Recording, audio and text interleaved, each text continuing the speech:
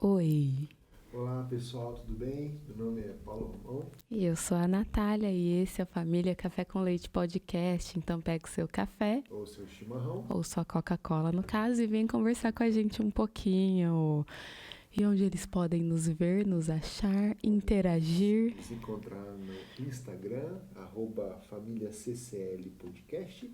E também no YouTube, Família CCL Podcast. Ou Família Café com Leite Podcast. Isso. A gente tem um e-mail também, caso você queira contar uma história pra gente, ou perguntar alguma coisa, ou sugerir alguma coisa. Também é famíliacclpodcast@gmail.com. Isso aí. Seja muito bem-vindo. E desculpe aí o nosso tempo offline, né? Passamos por um período de férias, de turbulências, de doenças, mas graças a Deus nos recuperamos, estamos aí, vamos voltar agora com força total, se Deus Ai. permitir. É isso. E agora, então, pra gente retornar, a gente vai partir aqui de um assunto que provavelmente você já viu no título, mas que é filhos, ou criando filhos, ou criação de filhos, ainda não sei o que a gente vai colocar, mas nesse universo, e também responder algumas, na verdade acho que vão ser duas só que eu peguei perguntas, que uma vez eu abri uma caixinha nos stories lá do nosso Instagram, aí umas poucas pessoas mandaram alguma coisa, então eu peguei duas que mais ou menos norteiam o que a gente pode falar mesmo aqui, que já é natural, assim, da nossa história com filhos. Certo. Bom, eu quero começar dizendo que eu nunca gostei de criança. Nossa.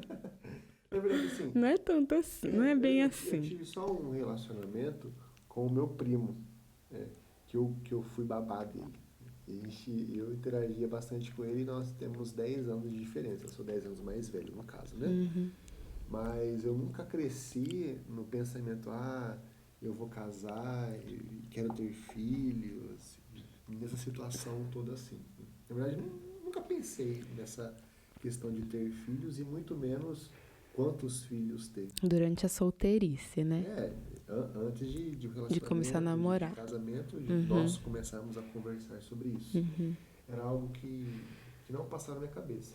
Tem gente que pensa isso, tem gente que tem um sonho, tem gente que tem a perspectiva de ter filhos, não só questão de mulher, mas homens também, né? Eu fui esse caso. Eu cresci com vontade de ter filho, tipo, mesmo de novinha mesmo, assim. Minha mãe sempre conta que desde sempre a gente às vezes ia passear ou andava em alguma loja de roupa, por exemplo, né? Essas lojas de departamento, assim, que são grandes, né? A gente andava e eu ia ver as roupinhas de bebê e ficava, mãe, olha que gracinha. Ai, quando eu tiver o meu, eu sempre falava assim. E também um pouco naturalmente pela questão do convívio na igreja e em relação à minha família, porque eu sou a caçula de casa. Só que minha mãe, desde antes de ter eu e meus irmãos, e depois com meus irmãos, e depois minha irmã também sempre trabalhou com criança na igreja. Então meio que eu segui o fluxo e desde a adolescência comecei a trabalhar com criança também. E sempre curti muito. Eu já sempre gostei muito de criança e sempre quis ter filho. Sempre sonhei com filho. Eu até antes de nós termos filhos, eu nem pego muito nas crianças, não tenho essa interatividade. Mas você não repele também. Não é uma questão de não gostar, assim, de ai, não quero nem. Sim. Né? Por exemplo, o Ibel era o terror. Meu primeiro momento de trabalho no departamento infantil, eu peguei as criancinhas mais pequenininhas, de 5, 6 anos. Os meninos sofriam no departamento infantil. Por falta de experiência, né? Não é nosso não ter time, facilidade, né? Mas isso mudou a partir do momento que nós começamos a falar sobre casamento. Inicialmente, eu não tinha uma perspectiva clara do princípio bíblico sobre ter filhos. Gente, a partir de quando a gente começou a conversar sobre casamento, e lembrando, quem assistiu já o outro episódio que a gente conta da nossa história, a gente começou a falar de casamento com 1 semana de namoro, certo? Isso. Vou deixar no card aqui o outro episódio. O episódio sobre o Ibel, que a gente falou sobre isso. Ai, gente, ó, meu olho tá coçando super. E aí eu fico toda hora tacando a mão, mas é assim mesmo, tá? Então, não tinha aquele entendimento que a gente vai desenvolver um pouco mais aqui sobre o princípio bíblico de ter filhos. Né? Era só, vamos ter filhos. Ok, vamos ter filhos. Tipo, natural da vida, né? Casou ter filho, Exatamente. tipo assim. Seria. Não era só, não tinha um porquê, né? Era só, beleza. Casamento. Vambora. Ter filho. Ok. Aí a gente começou a conversar sobre isso e tal, a gente era incentivado a isso até, né, pelos pastores, professores, né, que nos aconselhavam bastante em questão de relacionamento, de formação de família e tal, então a gente foi conversando e desde o começo entendemos e combinamos, se a gente pode falar assim, que a gente teria filhos, né? Sim, até porque nos casais modernos isso torna-se algo opcional, né? Teremos ou não filhos, né? E a maioria hoje em dia... na planilha e vê que não compensa tanto assim ter filhos e basicamente desiste de ter filhos. Aí tem filho pet. Ai... Filho, não. Mas ok. E daí a gente começou a conversar sobre ter filhos de forma mais séria e até mesmo querendo entender os princípios bíblicos disso, né? E eu me lembro que foi basicamente uma progressão. E também, um pouco antes do casamento, eu já comecei a usar anticoncepcional. Por questões de cólica, eu tinha muita cólica também e alguns outros problemas, então meu médico me deu essa opção, eu aceitei porque eu sofria muito mesmo, e daí já era um pouco antes do casamento também, eu falei, bom, eu já começo agora, porque daí casando eu já tô tomando, né, pra ir pra lua de mel e tal, então daí eu já vou acostumando com o tomar anticoncepcional, né, até aí era por isso. E no desenvolver da conversa, começamos a falar, né, quantos filhos, né, e até mesmo começar a sonhar. Para mim, nós teríamos um menino, uma menina e um menino. Lembra que a gente conversava sobre isso? Eu falava que um seria empresário, outro seria... a gente brincava, artista, outro seria missionário. Já tinha os nomes também. Os nomes sempre teve. Do menino, da menina e do menino. Na nossa cabeça a gente ia ter o menino primeiro, era assim também. E, consequentemente, a gente, até o casamento, nós percebemos, não é apenas ter filhos, né? É um entendimento bíblico, né? É um mandato de Deus, né? Deus mandou crescer, multiplicar, encher a terra. Então, beleza, né? Vamos lá. Falou que é bênção, né? Que os filhos são bênção, que são, né, uma dádiva mesmo, né? Algo precioso que Deus nos dá. Então, a gente foi entendendo essas questões e falando, não, realmente, né? Vamos ter filhos. Mas aí veio casamento, mas daí veio o primeiro ano de ministério, e mais aí veio a falta de fé do pecador aqui. Porque eu peguei... Eu preciso assumir a minha culpabilidade. Eu sempre falo isso. Eu fui o pecador da história. Mas eu também não guardo isso, não é um problema pra mim. Nunca fui, na verdade. No começo eu falava, tipo, né, por que será? Mas passou logo, assim, não foi nada que eu guardei, assim, de mágoa, É porque logo no primeiro ano a Natália falou assim, vamos ter filhos? Eu falei, por mim a gente já tem, eu falei. Não, espera um pouquinho aí. Começando o casamento, longe da família. E não é que foi depois de um ano de casado, foi no primeiro ano de casados. Tipo, a gente tinha alguns meses ali de casados. Deu o nosso passo e falou assim, não, eu dou o berço. Eu dou o berço, como se fosse... Seria crucial, então vamos ter, vai ter berço, então vamos ter. E daí foi a culpa minha de eu segurar. O problema é que esse segurar no primeiro ano se estendeu um pouco. Por quantos anos? 7 anos. Não, na verdade... Foi mais? Não, foi menos. Não, 7 anos. 7 anos que eu usei anticoncepcional, foi isso. Aí você usou concepcional. Isso, aí depois desses 7 anos foi quando eu parei de usar, que daí a gente tinha decidido. Mas daí demorou mais, né? Não foi 7 anos. Mas daí não foi culpa nossa. Sim, né? Não foi porque a gente não queria. E aí, foi... o que aconteceu com a nossa caminhada, né? Nós ficamos 3 anos morando em Cuiabá e depois nós fomos para São Paulo. E quando chegamos em São Paulo para fazer seminário, a gente conversou para que a Natália aproveitasse São Paulo e fizesse uma faculdade. Mas também eu tava no ápice da minha dermatite, que eu tive que usar um medicamento também que era contraindicado, era um imunossupressor, então ele era contraindicado, assim, na gravidez, então eu não poderia engravidar enquanto tomasse esse medicamento, daí foi uma das coisas. E, consequentemente, né, seminário, Faculdade. a doença da Natália, criaram-se essas barreiras para que nós não tivéssemos filhos. E que nós também nos acomodássemos, vamos dizer assim, né, das circunstâncias em si. Mas, quando chegou no meu último ano de curso, quando nós entramos no último ano de curso... Porque daí esse medicamento que eu usei por 1 ano só. Então, teoricamente, então não podia engravidar durante esse 1 ano, depois já podia. Então, como o Paulo falou, foi um pouco de acomodação, porque mesmo depois eu tendo parado esse medicamento, eu ainda tomei anticoncepcional por um tempo. Que daí foi no seu último ano de... Daí, em 2017, a gente falou assim, não, agora vamos ter. Agora...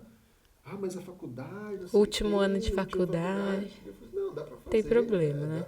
Dá pra encarar. A gente vê o que faz. Dá nossos pulos. E até porque até neste momento, nós já tínhamos entendido que a prioridade do casamento não seria a questão profissional, financeira, mas sim ter filhos, né?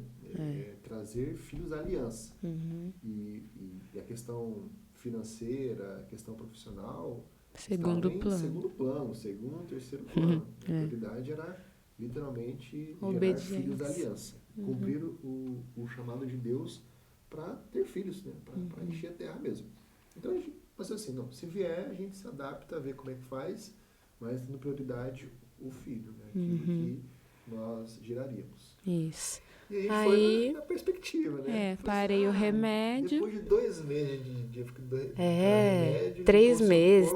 Corpo, tem uma amiga que é assim, há 3 meses engravidou depois de parar o remédio. Outras 6 meses, tal. Tá 1 ano, vai que o organismo, para limpar o organismo. Eu tomei durante 7 anos, é um longo tempo. Então tá 1 ano para limpar o organismo, acho que vai. 2017... 18, 19. Nada difícil. Nada. E nós começamos a nos preocupar. Aí foi em 2019, perto ali do meio do ano, de junho, por aí, que eu fui daí buscar um auxílio médico para fazer exame para ver o que estava acontecendo. E se estava acontecendo alguma coisa, né? Aí, nossa, pensa um tanto de exame que tinha. Eu acho que eu nem cheguei a conseguir fazer todos. Faltou um, se eu não me engano. Aqui, né? Que tinha aqui numa cidade vizinha para conseguir. Aqui até tinha, mas tipo assim, era uma vez na semana que tinha o médico para fazer. Aí já tava a agenda cheia, tipo, até metade do ano, essas coisas assim. Aí tá, os outros eu fui fazendo tudo, né? Fui fazendo. Aí, um pouco antes da gente sair de férias, veio os resultados e daí eu levei no médico, antes da gente viajar, assim, tipo uns dias antes, que eu levei no médico e daí a gente viajou de férias em junho de 2019. A gente viajou de férias. Isso, fez exames. Pra gente... Mas as baterias normais, né? Pra ver se tinha alguma coisa de errado. E se tivesse, tratar, né? Pra de repente... Aí a gente foi viajar com eu sabendo que o meu deu uma alteração. Um dos exames deu uma alteração assim, tipo, o número lá que tinha que dar, lá o número de referência, o meu tava muito alto, muito alto. Que poderia indicar no mínimo ali uma endometriose, no máximo um câncer de ovário. Aí eu pronto, né? Ai, meu pai eterno, né? Não. Só faltava essa. Aí eu levei ao médico, como eu disse, ele falou assim, não, refaz esse daqui, porque eu acho que pode ter dado algum erro, alguns outros, assim, tava meio alterado, coisa que não era pra dar. Ele falou, faz de novo, porque esse laboratório aí que você foi também não é muito de confiança, vai nesse outro. E realmente, até um desses exames, o próprio laboratório me chamou para refazer, porque a amostra que eu tinha tirado sumiu, sabe? Tipo, essas coisas. Eu falei, não, beleza, né? Aí a gente, não, vamos viajar, vamos de férias, vamos embora e seja o que Deus quiser. E um pouco antes disso, depois dos exames, né? Antes da viagem, eu orei e falei assim, ó, Deus, então eu não vou orar mais pedindo filho. Eu não quero mais filho por mim mesma, assim, para um gosto, um capricho meu, uma coisa minha. Se eu tiver doente, beleza, o Senhor abra os meios pra gente cuidar, tratar o que tiver que tratar, mas também não vou ficar me matando, pai, tentar engravidar porque eu quero engravidar só e não. E se o Senhor quiser mandar filho, o Senhor vai mandar a hora que o Senhor quiser, tipo assim, problema do Senhor, tá? Tá. Eu acho que decide as coisas, né? Tá. E fomos viajar nessa, assim. Eu falei, então esquece de filho. Não vou mais ficar pedindo, não vou ficar falando, não vou ficar me matando, correndo. Ai, porque eu tenho que ser mãe, uma coisa do meu coração, sabe? Não. Parou aí. E fomos viajar embora, né? Isso. Aí viajamos, voltamos de viagem. Uhum. Aí o Paulo, depois que a gente voltou de férias, você tinha uma outra viagem lá pro curso do Mission Alive, depois, né? Uhum.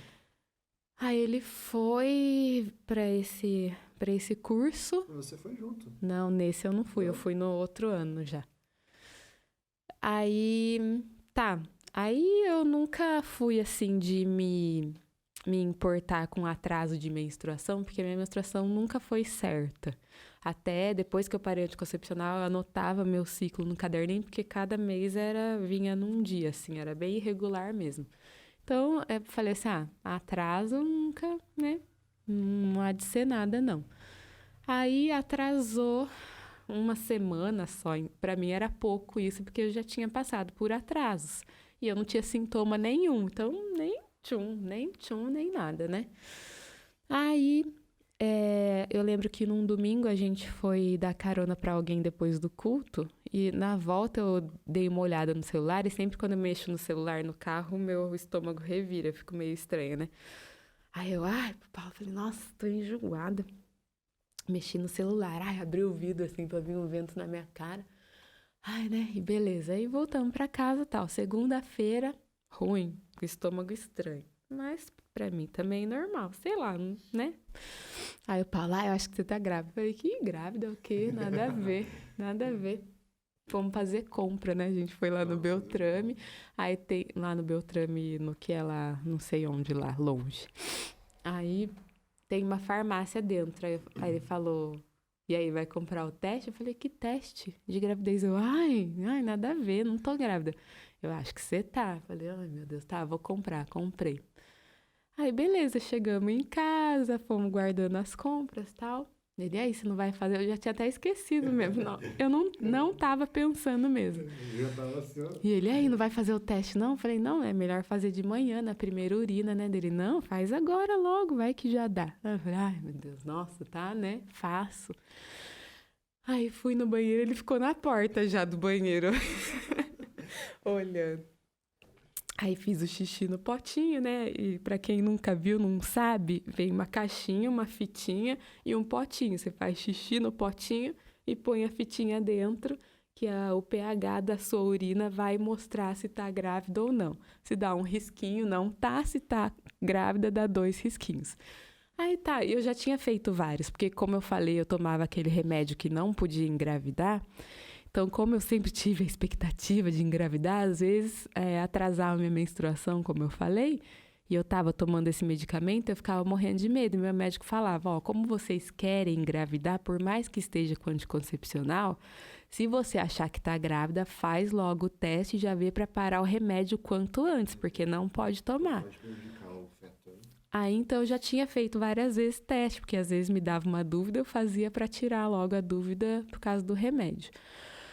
Aí tá, daí eu fiz lá xixi, pus a fitinha no potinho assim, né? Tava sentada ainda lá na privada, o Paulo em pé na porta aqui, eu pus, subiu assim, mó rápido. 1 risquinho, 2 risquinhos, eu... Meu Deus, eu tô grávida! Eu tô grávida! Não! Comecei a falar não. Aí o Paulo... Colocou um traje assim, porque a Natália tava chorando, eu fui pulando pela casa. Demora pra cima, calma aí. Vamos socorrer, de repente, ali a irmã, né? Me deu um desesperinho. Que eu não esperava. Eu falei assim, Deus, não acredito, Deus, não acredito. Isso, então, ó, recapitulando. Eu fiz os exames, entreguei pro médico, deu a alteração lá, que realmente deu. Depois eu descobri que era mesmo um problema, eu conto depois. Aí a gente foi viajar, logo depois da viagem que eu engravidei, e quando o Paulo foi pro Mission Alive lá, o curso que ele foi, provavelmente eu já estava grávida e não sabia. Então, depois das férias que a Ana nasceu, a Ana veio a existir.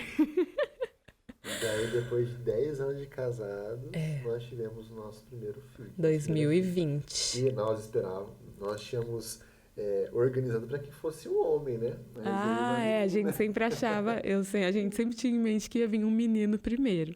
Aí vai aquela expectativa, como eu descobri bem no comecinho, aí foi aquele, né, esperar até dar para ver no exame o que é, e ai, nossa, parece uma vida, né? Aí com 4 meses de gravidez que eu consegui ver o que era. Aí viu que era uma menina, eu, ai, não acredito, eu não me enxergo mãe de menina, que estranho. Mas nunca, né, lógico, gente, não é aquela preferência por menina, porque sei lá, eu achava que eu ia ter um menino primeiro. E foi engraçado que a Ana nasceu exatamente no boom da pandemia aqui na cidade de Santa Maria. Né? Quando decretou. Quando houve o lockdown aqui, os ônibus pararam, tudo parou. Estávamos lá no hospital. O nosso hospital tava muito estranho, tava meio vazio, meio todo mundo assim com medo, assim. Foi bem interessante. E já nessa época, quando a Ana nasceu, e nós já tínhamos mais bem formada a perspectiva sobre filhos.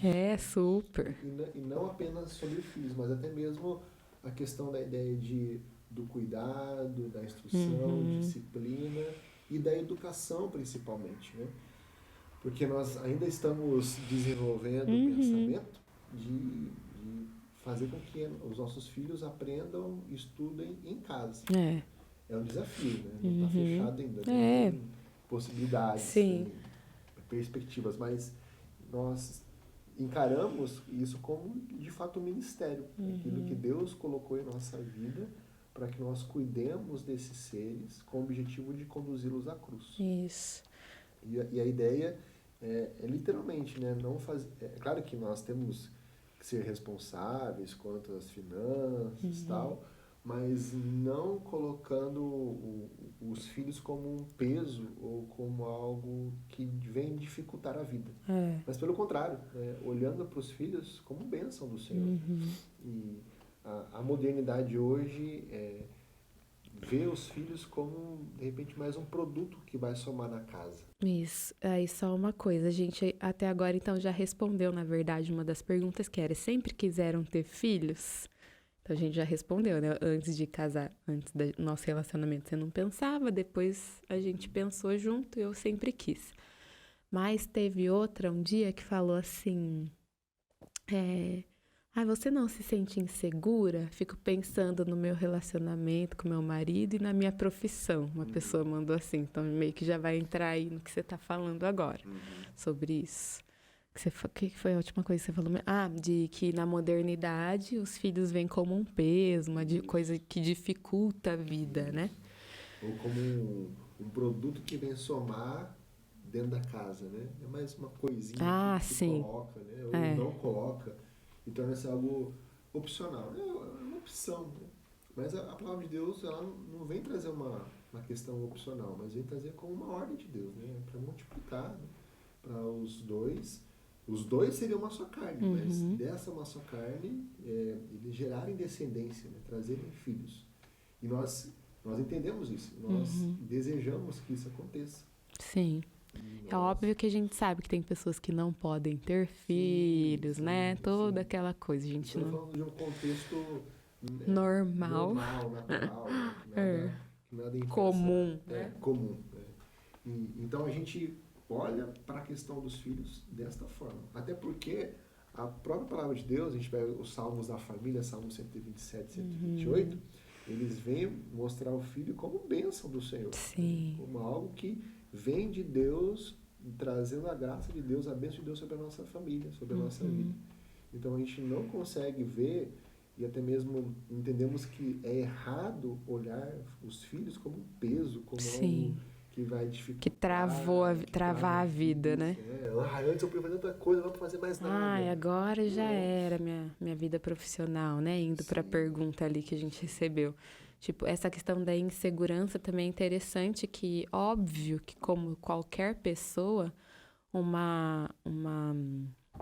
fala? Uma fase nova da vida traz, né, algumas inquietações ou até alguma certa insegurança, né, dependendo do nosso coração. Mas, a partir do momento, como Paulo disse, que a gente começou a corrigir a nossa visão a partir do que a Bíblia diz, Deus vai trabalhando também nessas inseguranças, porque, por exemplo, óbvio, né, eu nunca tinha sido mãe antes da Ana, então a gente tem a insegurança de, tipo, meu Deus, um bebê na minha mão para eu cuidar, criar e... Meu Deus, é uma pessoa, né? Aí, na gravidez é super legal. É legal, né? É gostoso, é gostoso. Quando você pega aquela criança e entende que agora ela é sua responsabilidade, né? Não é tarefa da avó, do tio, da tia de cuidar. Tem uma trend do TikTok agora que fala, né? Parece uma mãe com um bebezinho assim, fala, vê se pode, tô aqui o dia inteiro cuidando do neto da minha mãe. Mãe, vem buscar seu neto. Mas é tipo, né? Você fala, meu Deus, agora eu sou a mãe, ou eu sou o pai, né? Nossa, dá uma... A mãe, eu acho que a gente começa a ter já esse... Assim, um pouco antes, justamente porque a gente tá carregando a criança, né? Então, você começa a sentir as coisas, começa a ver sua barriga, sentir todas as transformações que não são só no útero, né? Mas todos os seus órgãos vão se adaptando para isso. Então, você sente várias coisas, os hormônios vão fazendo uma revolução também. Tudo para contribuir ali com o crescimento da criança, né? E a insegurança em relação ao relacionamento, aí também vai de um olhar bíblico, eu acho, né? Para essa questão. Do casal, do casal. A pergunta que eu recebi era, você não fica insegura? Eu fico pensando no meu casamento, meu relacionamento com meu marido e na vida profissional. E também já linka com outra pergunta que a gente recebeu, que era o que mudou depois dos pequenos? Então, acho que primeiro entender que vai mudar. Com certeza. Vai mudar, é outra fase. Quando você era solteiro... Era de um jeito, sua vida era de um jeito. Quando você namora e noiva, é uma fase. É outro jeito. Quando você casa, é mais uma outra fase. Quando você tem filhos, é mais outra fase. E as coisas vão mudar. Não tem como tentar querer ser igual como era com solteiro. Não é. Na época de namoro. Não tem, até porque nós, os seres humanos, né, nós estamos desenvolvendo, nós estamos tendo maturidades diferentes. Então, antes eu falava com o menino, andava com o menino, vestia com o menino. Agora eu tenho postura as coisas de homem, né, de adulto, de outras responsabilidades. E isso vai, consequentemente, refletir na minha vida, no meu círculo de amizade, nas minhas tarefas. Os assuntos vão mudando. Tudo muda. Tudo muda. E é preciso entender que isso faz parte da vida. Não dá para tentar ter a mesma vida sempre.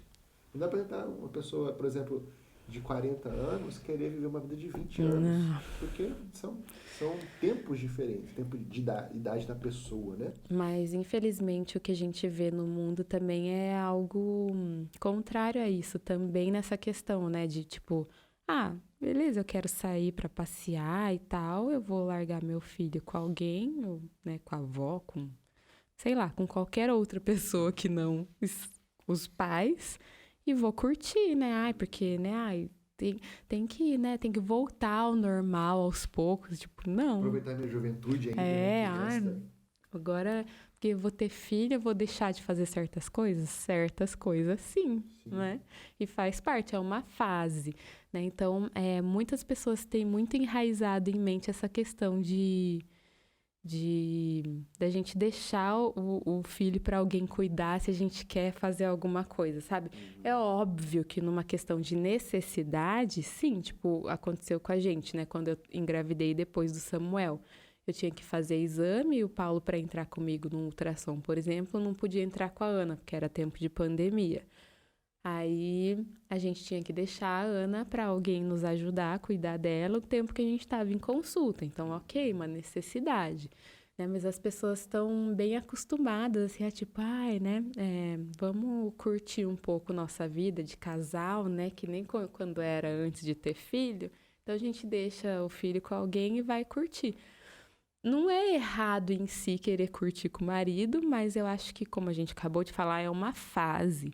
Logo vai passar. E todo mundo, mesmo as pessoas que têm enraizado em mente esse costume de pegar, deixar o filho com outra pessoa, ou a pessoa que normalmente fala assim, ai, deixa os filhos pra gente cuidar pra vocês ir passear, são as mesmas pessoas que falam assim, ai, curte porque passa muito rápido. Ué, então, vai passar rápido. Então, é uma fase.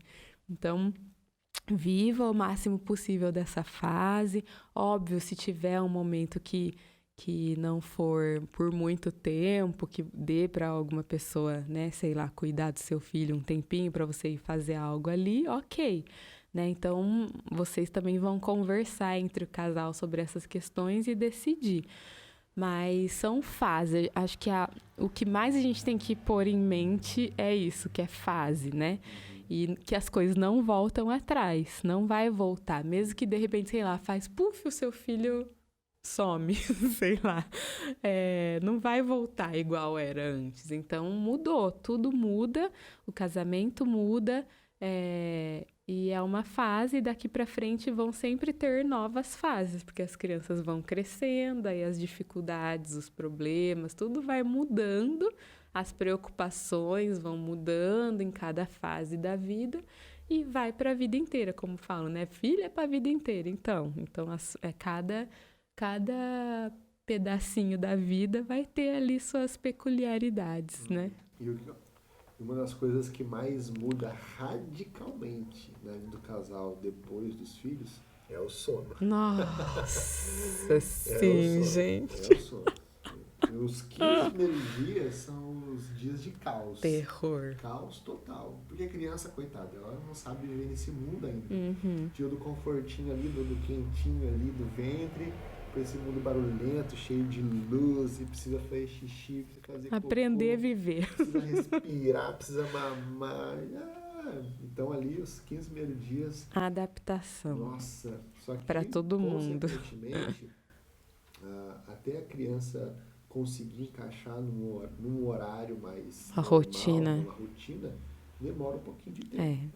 E aquelas descansadas mais longas de sábado, por exemplo, não existe mais. Porque a criança, quando acorda, acordou.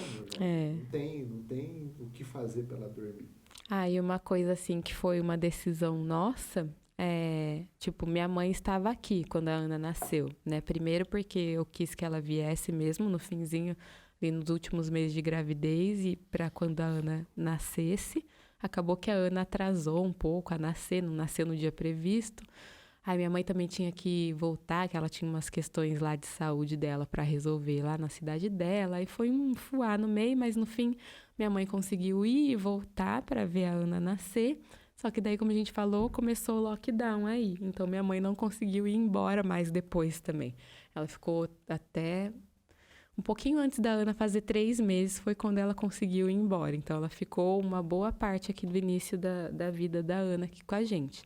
Mas uma coisa que a gente sempre conversou, e algo que eu tinha muito claro para mim, é que a gente ia fazer o máximo pra gente viver mesmo essa maternidade e paternidade. Então, tipo, acordar de noite e tal, era com nós dois. Lógico que se você tem como ter uma ajuda e quer ter uma ajuda para esses dias, ok, daí vai ser uma opção suas, né? Mas é ajuda, né? A ajuda, exatamente. Mas daí eu sempre quis que minha mãe estivesse por perto, pelo menos, porque, né, nossas famílias estão bem longe, então pelo menos que minha mãe estivesse perto aqui para dar uma segurança mesmo, assim, de saber que ela tá aqui também, qualquer coisa, sabe? Se me desse a louca assim, aí minha mãe ia estar aqui perto, pelo menos. Mas, graças a Deus, assim, por mais que tenha esses 15 dias de caos, assim, que a gente fica parecendo um zumbi, assim, morrendo, Sim. foi tudo bem. Minha mãe estava aqui, aí durante o dia ela ficava com a Ana, curtiu bastante aqui no começo e tal. E daí teve, acho que um dia fatídico que a gente falou assim, não, então... Mas não foi no mesmo dia. Não foi no mesmo dia. Foram 2 vezes, mas em dias diferentes.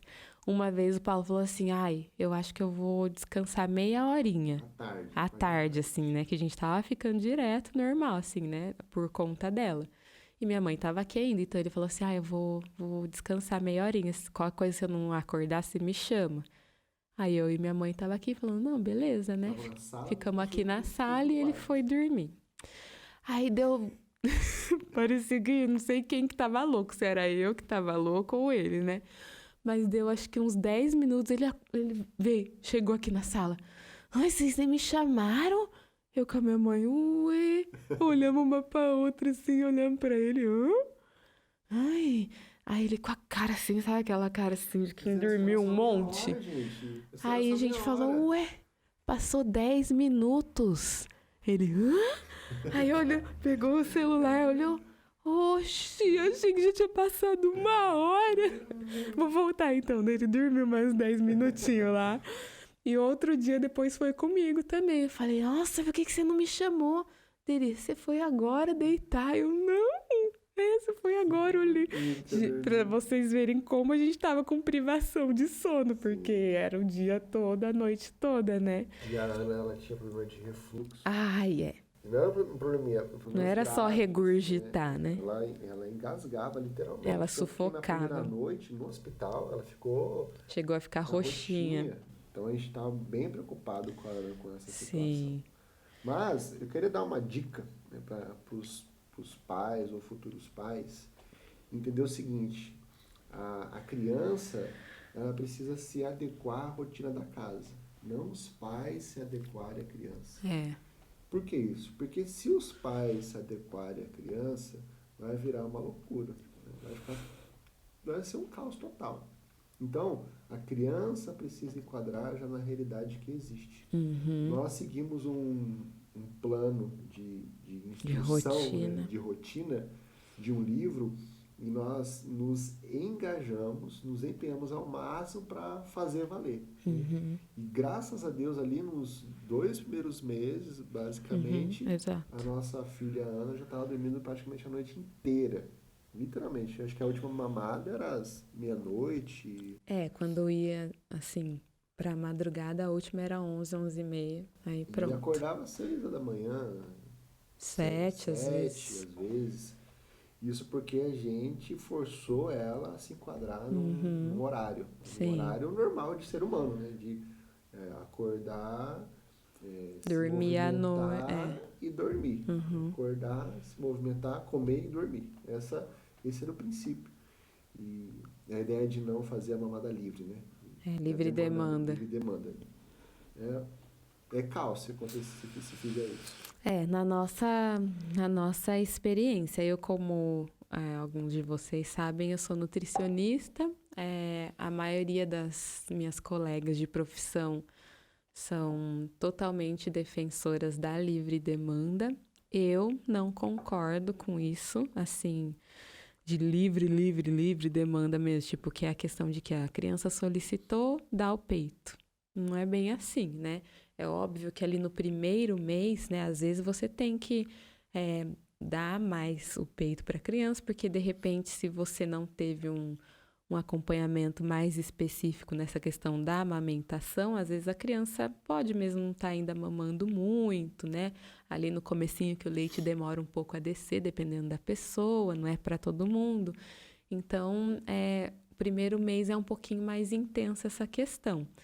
Mas depois disso, a criança é capaz de ir se enquadrando num horário ali que a gente usa normalmente para o adulto, para a pessoa normal, né, maior, do intervalo de 3 em 3 horas. Às vezes tem dia que vai ser de 2 em 2, ok, mas vai ter um intervalo e, obviamente, você não vai deixar sua criança morrendo de fome e tal. Você vai observar.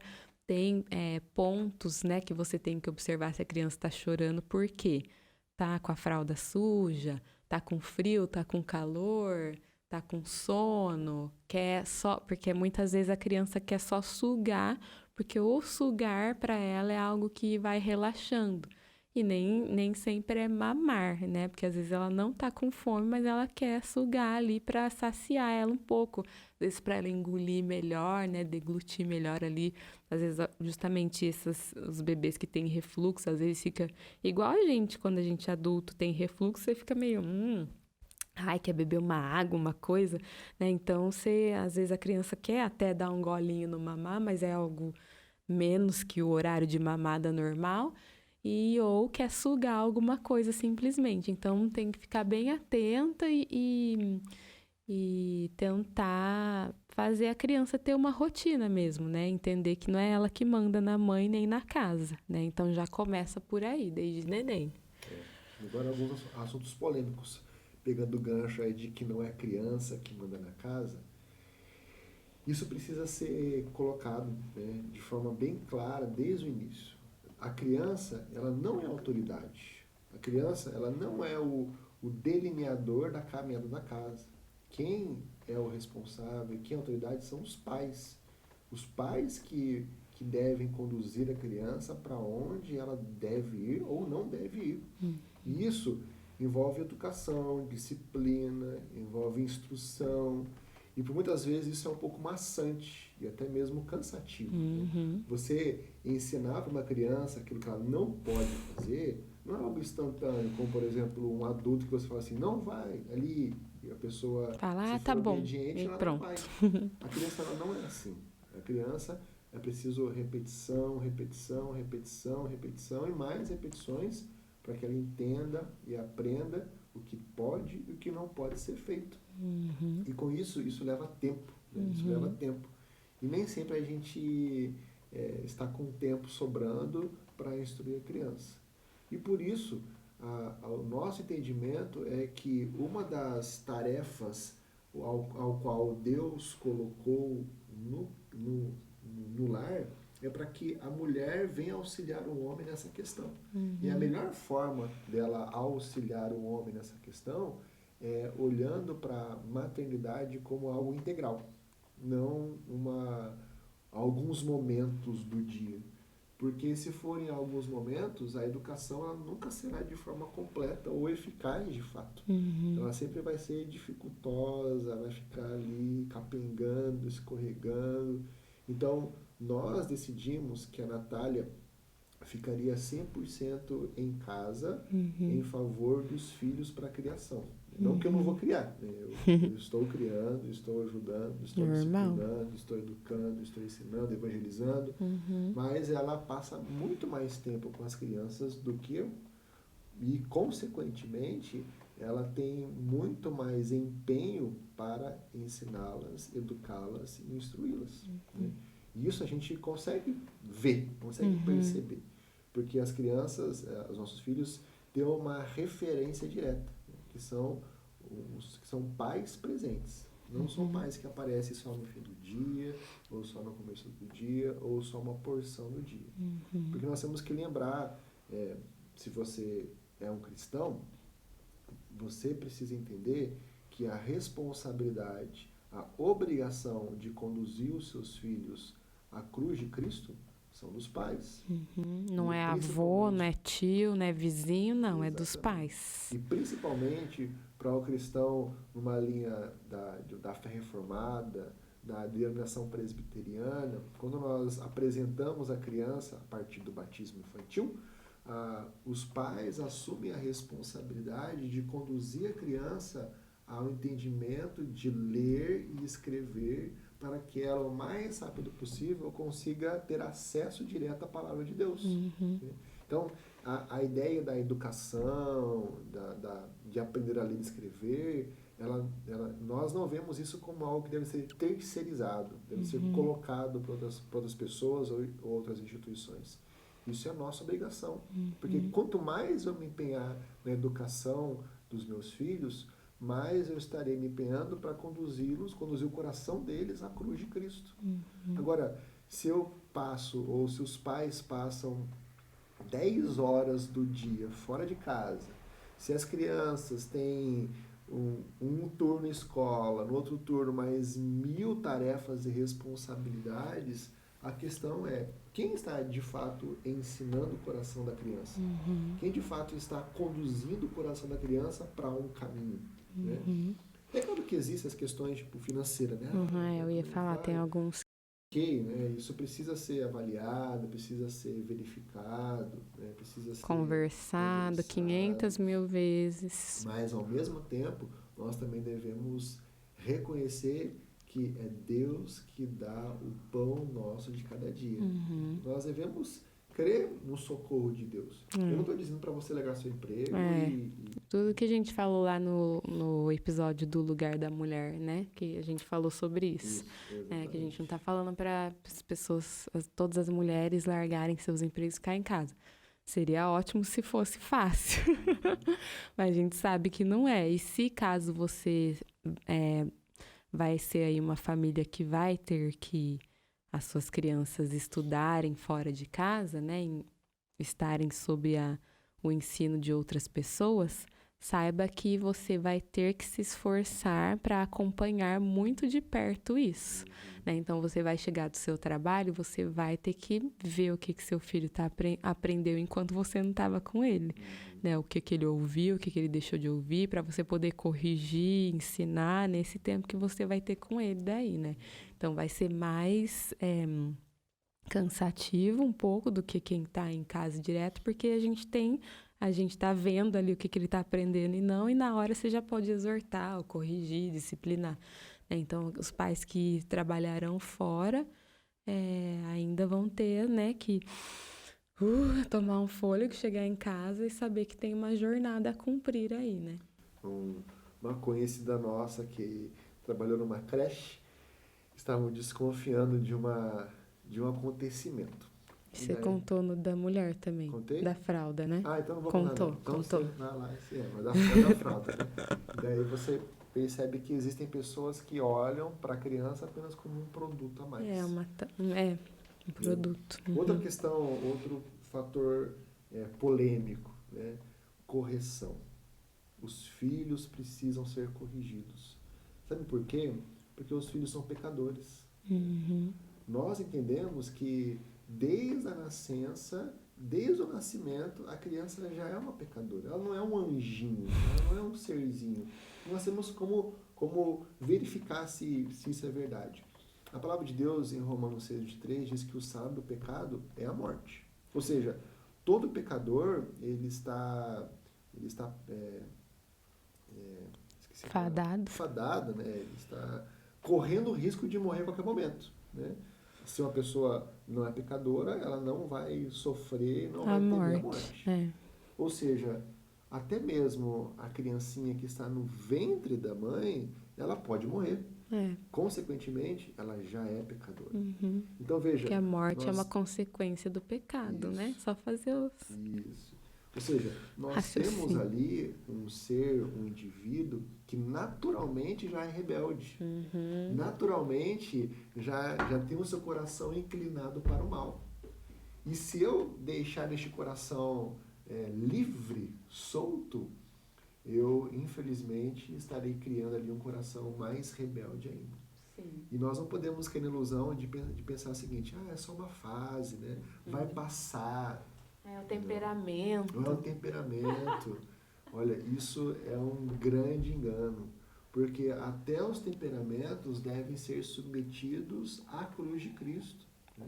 E as fases precisam ser corrigidas para que o indivíduo, o ser humano, venha se submeter à palavra de Deus. Ou seja, todo ser humano, desde do bercinho ali, ele precisa ser conduzido ao certo e ao errado.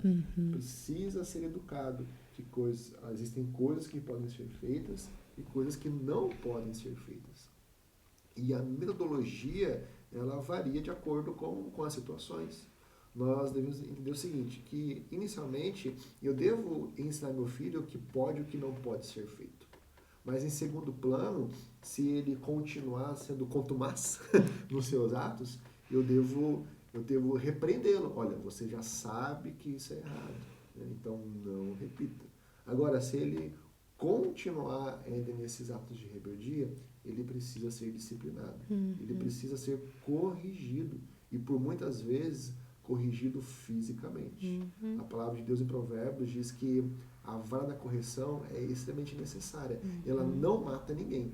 Agora, não é uma vara de ódio, né? Mas é uma vara para que nós sejamos capazes de ter o coração da criança em nossas mãos e, a partir desse momento, instruí-lo naquilo que deve ser feito, né? Não são todos os momentos que serão necessários disciplinas físicas, mas ela não pode ser desconsiderada ou jogado de lado, dizendo, não, coitado do meu filho, né? Ai, que dozinha dele. A palavra de Deus diz que aquele que não disciplina está deixando que o seu filho caminhe para a morte. Isso. Caminhe para a morte. Aquele que fustiga com a vara está livrando a alma do seu filho do inferno.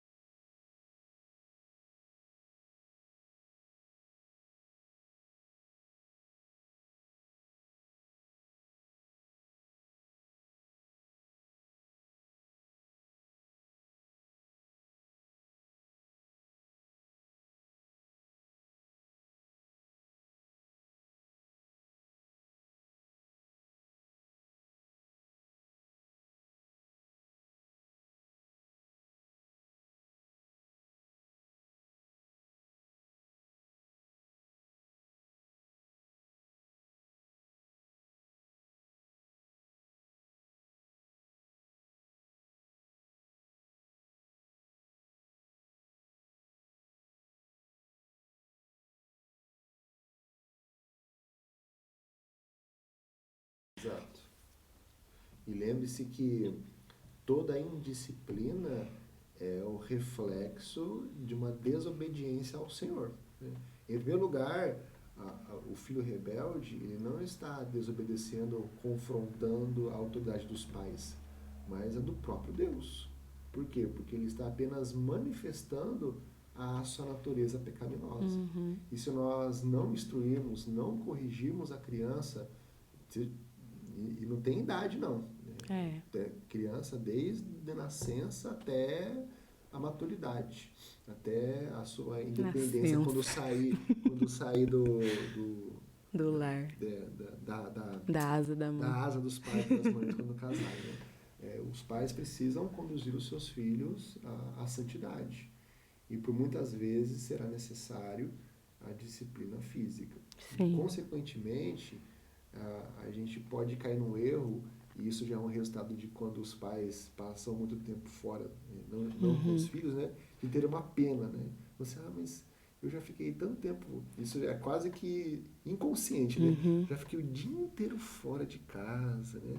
Agora, quando eu tô com ele, eu vou corrigir ele. Ai, que dó, não, né? Vamos amá-lo, vamos abraçá-los, vamos conversar, vamos dialogar com ele.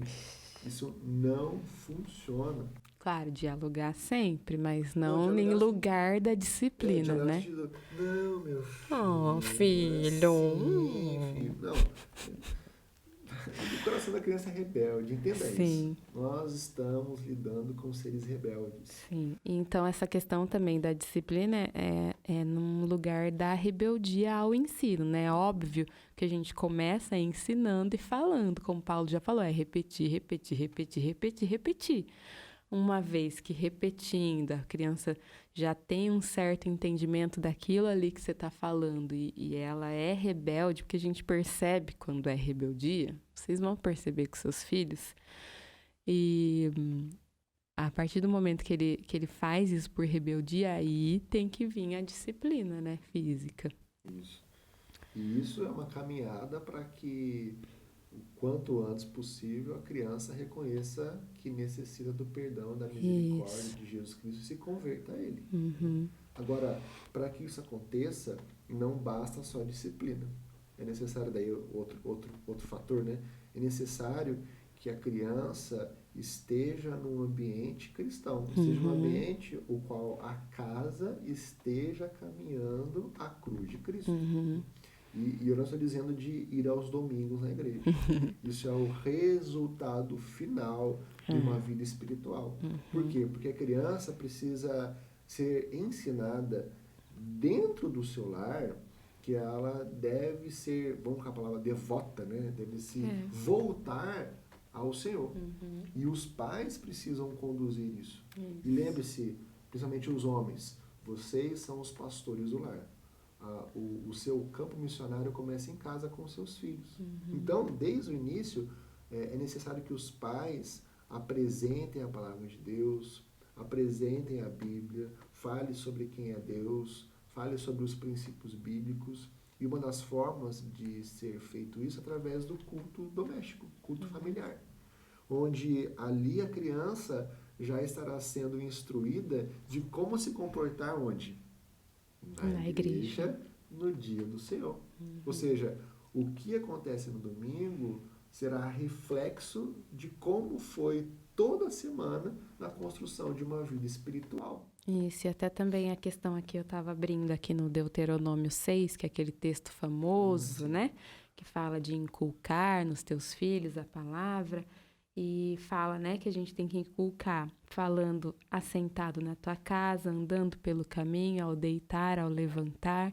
Então, você precisa estar próximo do teu filho para, nessas circunstâncias normais do dia, você ter a oportunidade de falar da palavra do Senhor, né? Então, quando você não está em casa, você não está próximo dele em todas essas questões corriqueiras do dia a dia. Mas ao momento que está, então você deve inculcar aos seus filhos essas palavras que o Senhor nos ordenou e justamente aplicando a disciplina quando necessário. E outro fator, além de às vezes a gente não querer disciplinar por cansaço e tal, ou porque a gente fica com dó do filho, mas daí tem o outro lado também, que às vezes é disciplinar por qualquer coisa, ou na hora do furor ali, né? Porque, gente, tem dia que sobe um nervo, gente, aqui, parece que vem lá do dedão do pé, assim, subindo até aqui, até a ponta do cabelo, e dá vontade de, na hora ali, você dá aquela palmadinha pra criança assustar e aprender a não fazer o que você já falou 500 mil vezes pra ela não fazer. E aí também a gente tá errado, né? Porque a gente tá justamente, primeiro, que a gente tá aplicando, de repente, a disciplina com um peso a mais do que deveria, que daí entra no que a gente não concorda, né? De uma forma sem medida ali da disciplina física.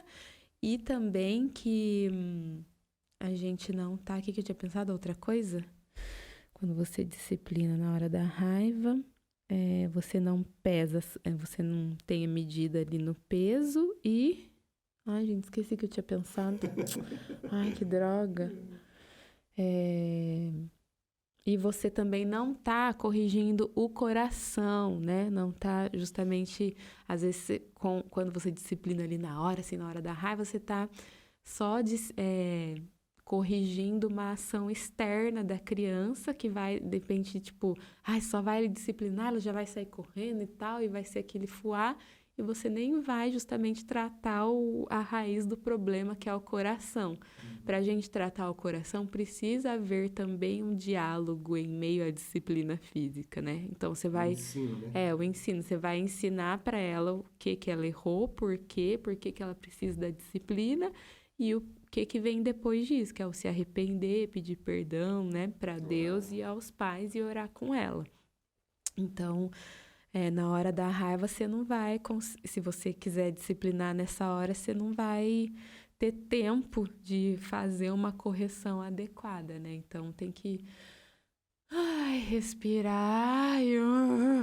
Às vezes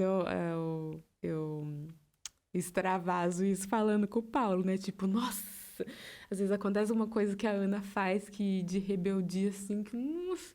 Aí eu venho pra cá, né? Deixo onde ela tá, lá que ela fez alguma coisa, e falo, Paulo, nossa, ela fez tal coisa. Nossa, que nervo que dá. E daí passando o tempo, aí ou a gente aplica a disciplina, se é uma rebeldia assim, ou a gente, né?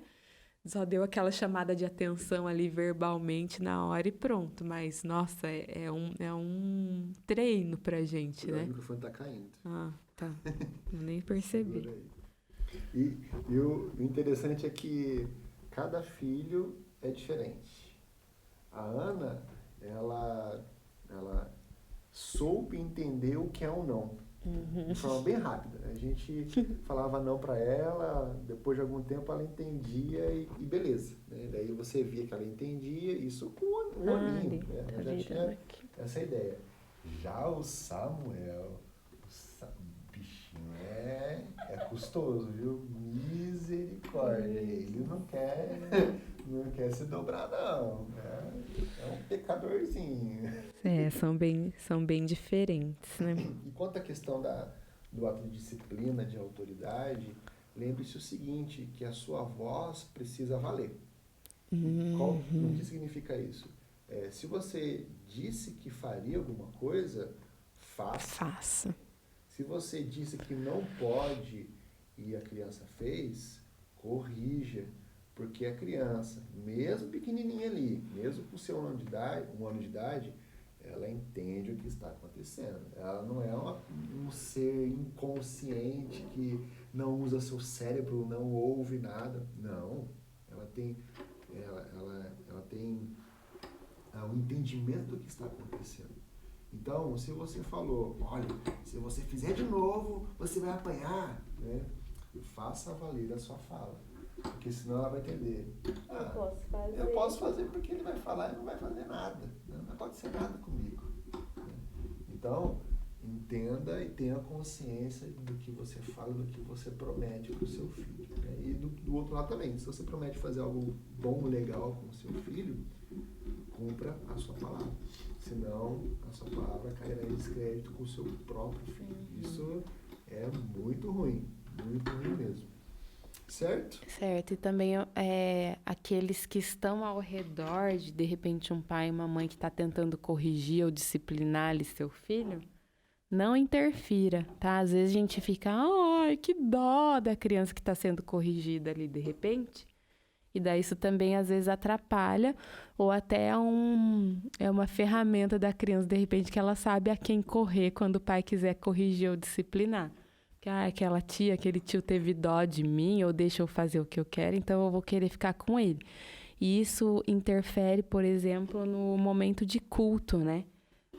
Eu vi e já ouvi de muitas mães que reclamam dessa questão, porque às vezes estão tentando ali, né, montar ou colocar na criança aquela disciplina e reverência no momento de culto, e a criança quer ficar indo para banco de outras pessoas, ou as próprias pessoas ficam vim, chamando a criança, fazendo tchauzinho no meio do culto, né? Sendo que a gente precisa tanto de uma ajuda das pessoas que estão à nossa volta para mostrar para a criança que é um momento de reverência e de culto.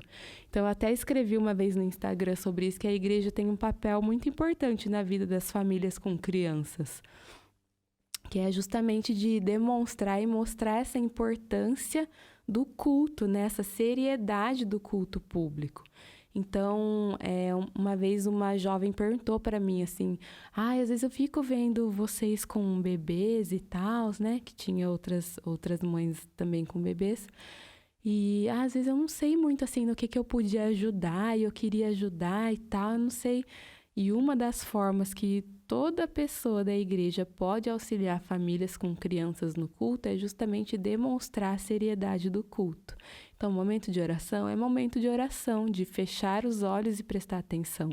O momento da mensagem é o momento que nós sentamos e ouvimos o pastor, né? Até a gente faz isso com a Ana, que eu aprendi também com uma outra pessoa que estava falando sobre educação de filhos. a hora do culto é hora de sentar e ouvir. Então, no caso da Ana, o pai dela que é o pastor, o pai dela tá falando. Então, a gente vai sentar e ouvir o que o papai tá falando. Ou se for outra pessoa que tá pregando, ouvir o que o tio tá falando. Agora, o culto é esse momento, né? Então, a gente tem esse trabalho com os nossos filhos, a responsabilidade é nossa, mas a gente precisa de ajuda, né? A igreja é um corpo, a gente está um ajudando o outro. E a igreja é, sim, muito importante na criação dos filhos ali no momento do culto. Então, você que, de repente, é um jovem, adolescente ou um adulto que já tem seus filhos adultos também, auxilie as famílias com crianças no culto, muito mais dando exemplo, né? Lógico que, por exemplo, no meu caso, às vezes eu preciso muito de um braço a mais porque o pai não está comigo no banco, né? Então, além disso, ajude as famílias com crianças com o seu exemplo de culto.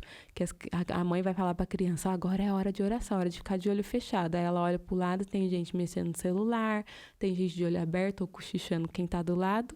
Ela vai falar, poxa, e por que só eu que tô levando bronca aqui, né? Então, a igreja é muito importante na vida das famílias com filhos pequenos. Lembrem-se disso. Por fim, filho dá trabalho, filho dá muito trabalho. Tá. Mas as bênçãos são muito maiores É do uma que as delícia. dificuldades. E até porque a bênção é de poder cumprir o chamado de Deus de ter filhos. Sim. Então, se você está pensando em ter filhos, tenha filhos. Tem, a gente recomenda. Se você está pensando, eu vou passar uns 10 anos casado, depois teremos filhos, não cometa o mesmo erro que nós cometemos. Né?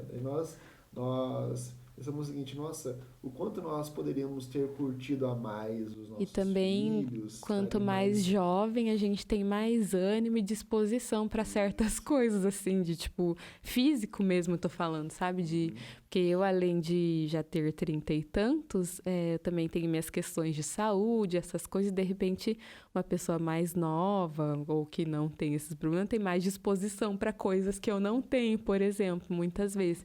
Então, se você é um casal jovem, aproveite a sua juventude para cuidar dos filhos. A sua aljava. Sim. Tenha filhos para a glória do Senhor. Tenha filhos para serem filhos da aliança. Sim. E para que todos vocês possam ir ao domingo juntos cultuar o nosso Salvador. Isso. Mais uma coisa a gente podia fazer no final. Coisas práticas, assim, do dia a dia que mudou depois dos filhos, por exemplo, que a gente vê, assim, de mudanças. Acho que quando as pessoas perguntam, eles querem saber mais, assim, tipo, o que vocês faziam e não faz mais, ou assim, sabe? Tanto para que a gente não faz mais, ou coisas boas que mudaram, assim, para melhor, né? Por exemplo, o sono que você falou já. Mas, em contrapartida, a gente fez bastante com a Ana, que é os domingos ela dormia à tarde com a gente. Sim, uma sonequinha com a gente. Era uma delícia. Nossa, é gostoso. Agora ela já não fica mais muito. Até mesmo quando dá pra ficar ali uns minutinhos, nós quatro na mesma cama. De manhãzinha ali, quando eles vêm mamar. É bem legal. Horários, né? Os horários mudaram bastante. Nós não temos mais toda a liberdade de horários. Lembra quando nós éramos adolescentes, nossos pais ficavam assim, volta a tal hora, colocava, estipulava os horários. A gente pensava, nossa, quando eu casar, quando eu morar sozinho, eu vou fazer a hora que eu quiser. Beleza. Depois, quando tem filhos, quase que volta para quando nós éramos adolescentes. Tem os horários tem hora para as coisas. Por quê? Porque os nossos filhos, eles dormem no horário Eles certinho, precisam de rotina, acordam no horário certinho, comem no horário, eles têm a rotina deles. E, consequentemente, a gente caminha, né, com a mesma rotina. Nós colocamos essa rotina sobre eles. Sim. Então, nós também vivemos essa rotina. Então, isso mudou. Então, não dá mais, por exemplo... no nosso caso também, que eu fico em casa o dia todo, né? E é diferente de quem, por exemplo, uma mulher trabalha fora, e ela vai ter a rotina, o horário que você tiver em casa, você vai ter a rotina para seguir, né? Sim. O que mudou é que agora... Para sair de casa, nossas saídas. Sair de casa não é só pegar a chave e ir embora. Verificar a fralda. Você não pensava em nada, você sabe, tipo, vamos em tal lugar? Vamos, bora. Pronto, saía. Não existe mais. Agora você vai lá, verifica as fraldas, verifica a mochilinha. Onde que vai... E tem que voltar até tal hora, né, também, para dar tempo de dar banho, e jantar, e Onde vai daraná. coberto, é É, aberto, tem que vai ter levar mais muita coisa, vai ter gente. muita gente, como é que é? Tem que pensar numa logística gigantesca para tirar férias, Nossa, viagem, né? é, As viagens são mais. Dá para fazer, dá para dá pra fazer. fazer. É Nós diferente. viajamos agora, deu 10 horas de viagem, né? É Com as pesado. crianças. Mas foi de avião, né? Deu certo. Eles Deu. viajaram. Mas Por, o trabalho é é, muito maior do que por apenas exemplo, dar só porque a gente flores. também teve esperas nos aeroportos, né? Algumas horas. Aí essas horas de espera em aeroporto fica um caos. Porque às vezes coincide com o horário de soneca, por exemplo, né? A da tarde. Aí pronto. Para eles dormirem quando bem novinhos, dá, né? Nenezinho de colo, dorme ali no seu colo e beleza. Mas agora com a Ana, que já é grandinha, né? O Samuel, que já tá quase com 1 ano, aí começa a ficar um pouquinho mais complicado.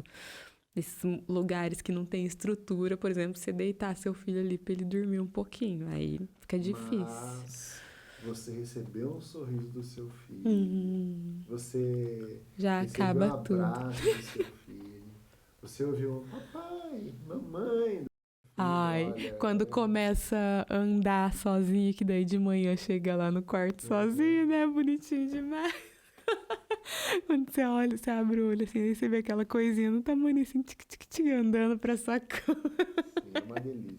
É É uma muito bom. delícia. É muito gostoso. Poder brincar com eles, Uhum, fazer eles felizes, né, com a sua brincadeira, dar com a risada, musiquinha. curtir. São experiências maravilhosas. Sim. E eu falei isso na igreja, se eu não sei para quem, não sei se foi para um estudo, mas quando nós nos tornamos pais, nós conseguimos entender mais atributos de Deus de forma mais enfática, né? A questão da longanimidade, por exemplo, da paciência, né? Quando você tem filhos, isso aguça ainda mais, porque Uhum. a sua paciência ela é estendida. É. Mas ao mesmo tempo, a questão do amor, da alegria, do envolvimento, da relação, isso também se desenvolve muito mais, Uhum. porque são experiências que você não tinha antes. É. Não que a gente não se amava, né? Não é É, isso. não. Mas é Uhum. uma nova fase que se Sim. abre.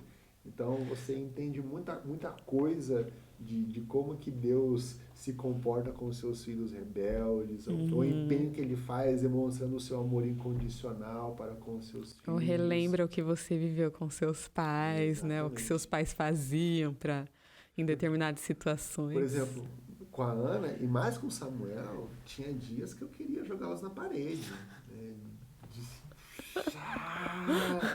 Teve uma noite com a Ana que ela passou a noite quase que em claro, chorando, rebelde. Não sei se estava com cólica, não lembro muito É, bem. tem isso Mas foi também. muito tenso. Mas no dia seguinte, quando a gente foi dar banho nela, eu vi aquele pé desse tamanhozinho assim. Que Ai, derreteu meu coração. E o estresse passado passou. você nem Assim, lembra foi nada perto daquele momento de só ver o de pezinho dela de fofurinha. fofura. São coisas assim que só sendo pai, sendo mãe, que a gente pode experimentar e nosso coração muda mesmo. Né? É, acho que eu falei também já em algum lugar que vem mostrar muito também do nosso coração, né? Quando você se torna pai ou mãe, a paternidade, a maternidade mostra, escancara muito de como é o seu coração também, né? De tipo seus gostos, aquilo que você tem de que tá dentro até de um egoísmo seu, sabe? Onde tá o seu coração mesmo, assim, de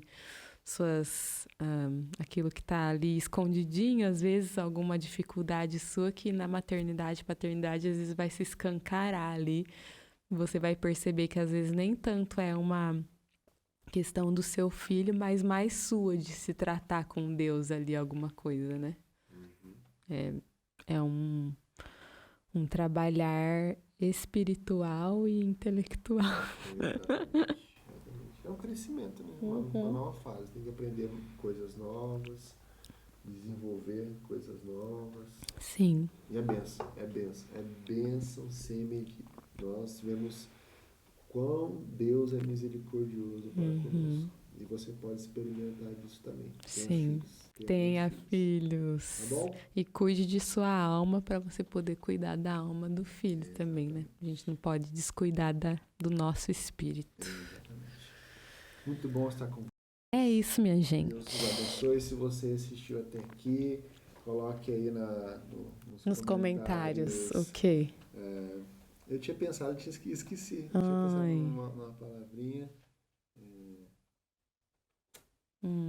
Foi Nana Nenê. Isso. Nana Nenê. Coloca aí. Isso. Nana Legal. Nenê. Tá bom? Então tá, minha gente. Ficamos por aqui. Valeu, gente. Deus Até abençoe. mais. Até a próxima. Tchau.